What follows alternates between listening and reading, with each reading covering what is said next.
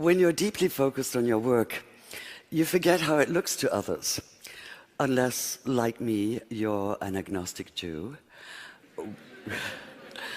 What you're deeply focused on is Islam, and you've just finished writing a biography of Muhammad. And your audience might be just a little bit nervous. This photo was taken this past summer at the Sheikh Zayed Grand Mosque in Abu Dhabi, and yes, that's me in the middle. I never imagined myself in an abaya, but it was required for entrance, so I reminded myself that clothes do not make the woman, and took a deep breath. There was no bolt from the blue. In fact, it felt almost elegant. And since the mosque is very beautiful, I posted the photo online, only to find that some of the reactions were kind of puzzling. There were Muslims saying basically, "Yay, you've become a Muslim." And then there were Jews saying basically, "Oi, you've become a Muslim." This seemed a rather large conclusion to draw from a snapshot. So the photo evidently invites interpretation, and the question is why? What were the underlying assumptions here? If I were to put this on right now, for instance, is this an act of honor, or is it one of disrespect? Is it a gesture of sympathy? Or is it merely presumptuous? Or does it make no difference what I say at this moment, because all you can focus on is the fact that I'm wearing an Islamic headscarf, in which case, why is it so distracting? How this is seen has little to do with me. It's a function of your preconceptions and expectations, and of the agenda that you then attribute to me. And that's a loaded word, agenda. It implies ulterior motives. In which case, let's look at my motives. To the question of how come I decided to write about Muhammad, my immediate answer is, how not? We're talking about one of the most influential figures of all time. A man who radically changed his world and is still changing ours. So how can so many of us know so little about him? How come just the idea of writing about him seems to be fraught with tension? Welcome to my territory, the vast and volatile arena in which politics and religion intersect. Consider the renewed atmosphere of distrust and bitterness this past summer, for instance, when a noxious little YouTube video caricaturing Muhammad sparked protests leading to dozens of deaths. There were any number of agendas involved here, none of them good. That of the small-minded bigots who made the video in the first place, small-minded bigots being a redundant phrase, if ever there was one.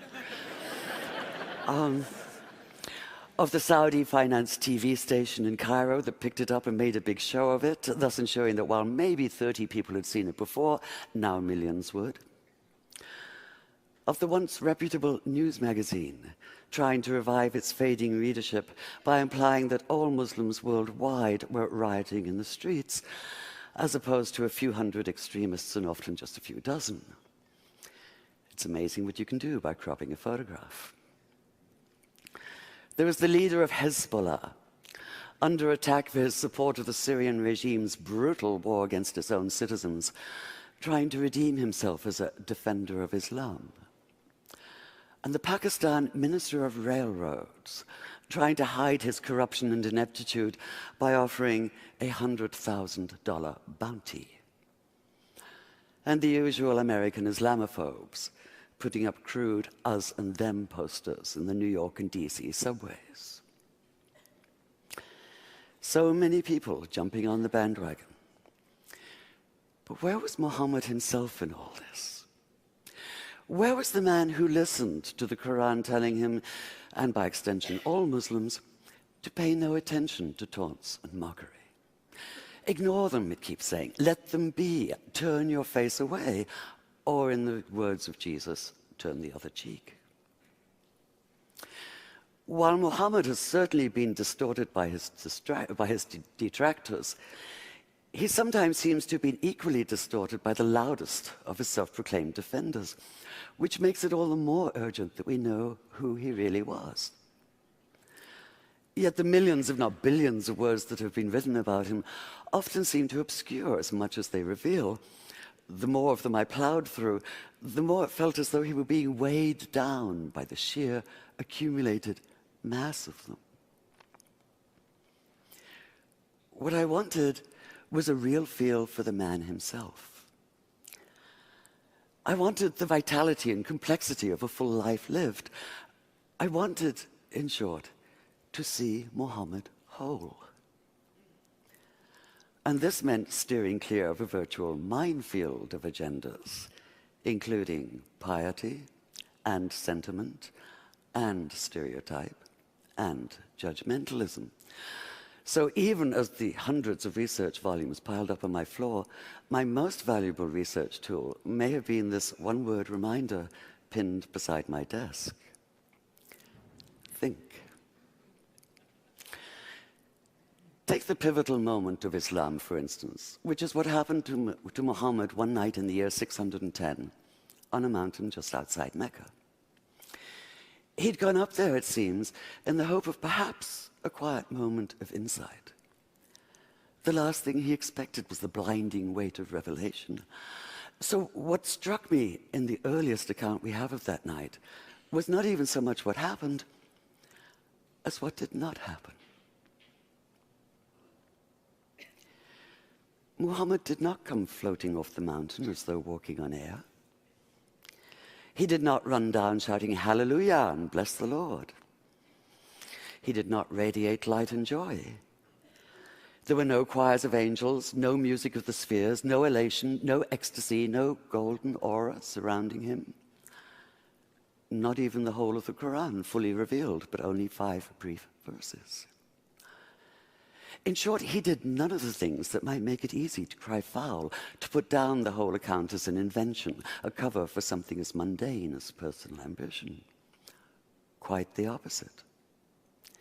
In his own reported words, he was convinced at first that what had happened couldn't have been real.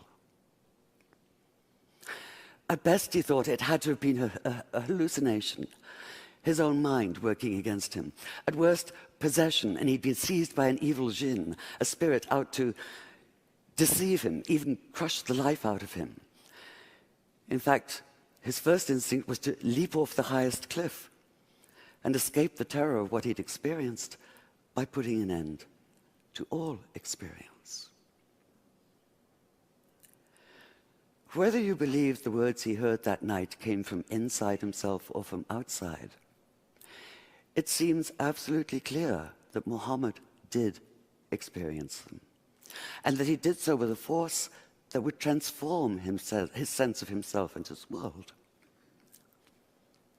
So that initial panicked disorientation, that sundering of everything familiar, that feeling of being overwhelmed by a force larger than anything the mind can comprehend, strikes me as utterly real. It's the only response that makes sense. It's the only sane response, the only human one. And this is what allowed me to begin to see Muhammad not as a symbol, and not even as a subject, but as a man, a complex human being, and to follow the extraordinary arc of his life from neglected orphan to acclaimed leader, from marginalized outsider to the ultimate insider, from powerlessness to power. One thing I knew from the beginning, however. If I was to do justice to this remarkable story, if I was to bring it alive on the page, it had to be written in good faith. Now, I do realize there may be a certain irony in an agnostic standing here talking about good faith, but there's been so much bad faith in every sense of the term. And we have to get beyond it. All of us. Whether we're secular or religious, theist or atheist or anywhere in between, we are all impacted by the words and actions of extremists. What happens in one tiny corner of the world now reverberates globally. But whether we live in Tehran or in Tel Aviv, in New York or in New Delhi, we do have a choice. We can refuse. Refuse, that is, to allow ourselves to be led by anger and suspicion. Refuse to allow ourselves to be manipulated by extremists of all stripes. Refuse their narrow vision, their comic book distortions, their miserably small minds. We have to reclaim the narrative, the full narrative, beyond stereotypes, beyond snap judgments, beyond headscarves. Just as we need to see Muhammad whole, so we need to start seeing each other whole, in good faith. Thank you.